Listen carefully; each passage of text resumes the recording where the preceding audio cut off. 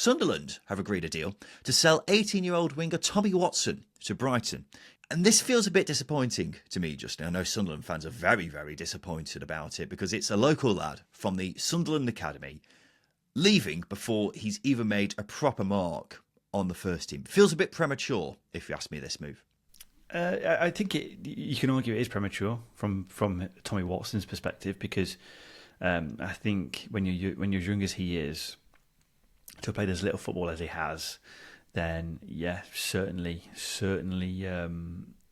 feels a bit unfulfilled at the club that you're at, and it's a huge risk from Brighton, who are investing in a player who really hasn't done a lot. I speak purely from a neutral point of view. I can't be disappointed in this because I look at this from probably a little bit, without the passion and emotion of being a Sunderland fan. You've got £10 million for a player who's played 14 times for your team. Can't be just that disappointed and not witnessing something develop. But that being said, I know Sunderland have got a very unique relationship with the academy products that come through their club, because most of the time they are very local lads. They get it. They're part of the club. They bleed Sunderland. Maybe it's an overly cynical view, but I haven't seen enough of Watson to be really convinced that he's worth £10 million.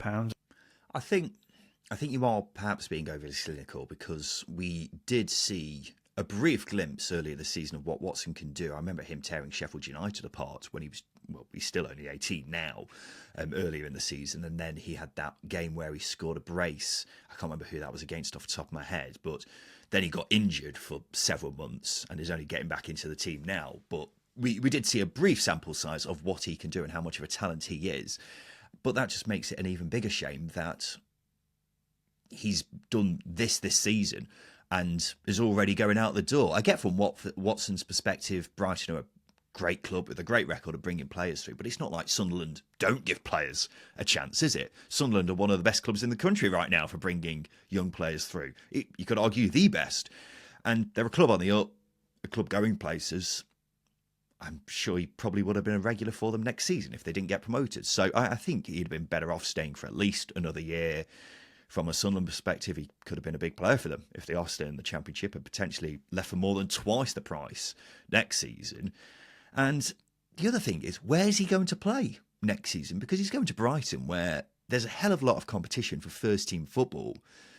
So is he just going to be sent out on loan to the Championship anyway? If so, what's the point